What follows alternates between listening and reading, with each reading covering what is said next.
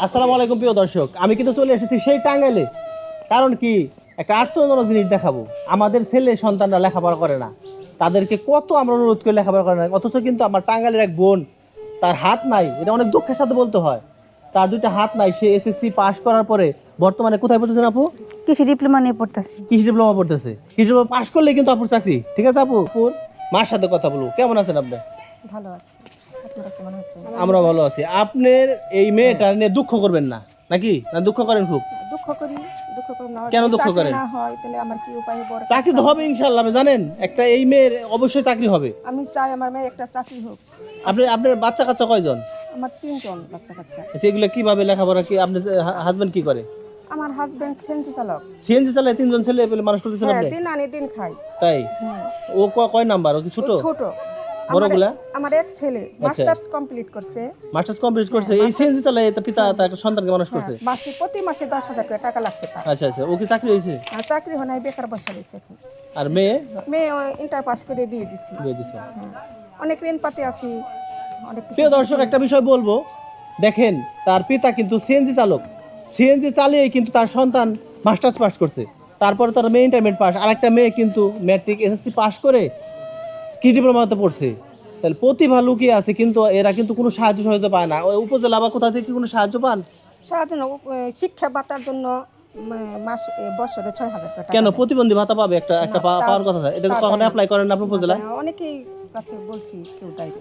প্রিয় দর্শক, আমি ফেসবুকের মাধ্যমে এই জিনিসটা দেখাইতে চাই যে এই বাচ্চা মেয়েটা বা এই মেয়েটা কেন প্রতিবন্ধী ভাতা পাবে না। ও কিন্তু অবশ্যই প্রতিবন্ধী পায়, প্রতিবন্ধী ভাতা পাবে। ওর উপজেলায়, এটা কোন উপজেলায় পড়ছে? দেলদুয়া উপজেলা প্রশাসকের কাছে আমি অনুরোধ করব, যদি তার দৃষ্টিতে আমার এই ভিডিওটা যায়, অবশ্যই খুঁজে নিয়ে একে কিন্তু আপনি প্রতিবন্ধী ভাতা অবশ্যই দিবেন। শিক্ষা ভাতা পায়। শিক্ষা ভাতা যে কোনো একটা হয়। আপু তুমি কি কি পারো? কি করতে পারো? কিছু পারি, পা দিয়ে। তুমি পাপ দিয়ে সব করো? ব্রাশ করতে পারে। তুমি ব্রাশ করা? হ্যাঁ, সবকিছু পারি। ভাত খাওয়া? সবকিছু পা দিয়ে। লেখা? পা দিয়ে। রেজাল্টটা কেমন হয়েছিল তোমার?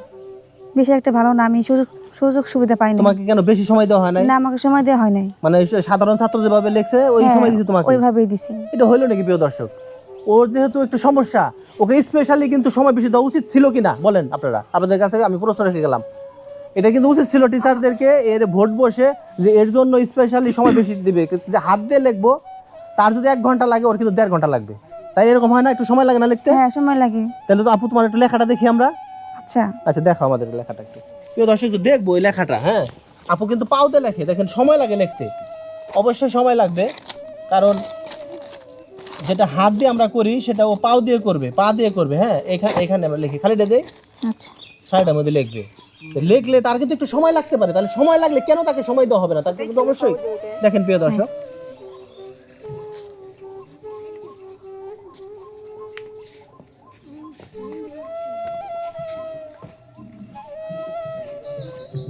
বাস আর লিখতে হবে না আপু, তোমার আর কষ্ট হইতে চাই না। আপুর লিখতে অনেক কষ্ট হয়, কষ্ট হয় না আপু? হ্যাঁ, কষ্ট হয়। তাহলে তাকে একটু সময় দেওয়া উচিত ছিল। যাই হোক, তোমার স্বপ্ন কি আপু? কি করবা তুমি? কি করতে চাও?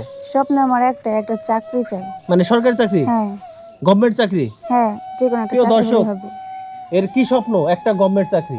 আমার অনুরোধ থাকবে, যারা প্রশাসনিক লোক বা সরকারের যারা উচ্চ পর্যায়ে আছেন, তারা যদি আমার ভিডিওটি দেখেন, অবশ্যই এর জন্য একটি চাকরির ব্যবস্থা করবেন। আমিও জানি যে অ্যাপ্লাই করলে প্রতিবন্ধী কোঠায় এর চাকরি হবে ইনশাল্লাহ। যাই হোক, ভিডিওটি আমরা আর বেশি বড় করব না, আপনাদেরকে দেখাবো কিভাবে ও অন্য অন্য কাজগুলো করতে পারে। ধন্যবাদ সবাইকে। ভিডিও ভালো লাগলে অবশ্যই শেয়ার করবেন।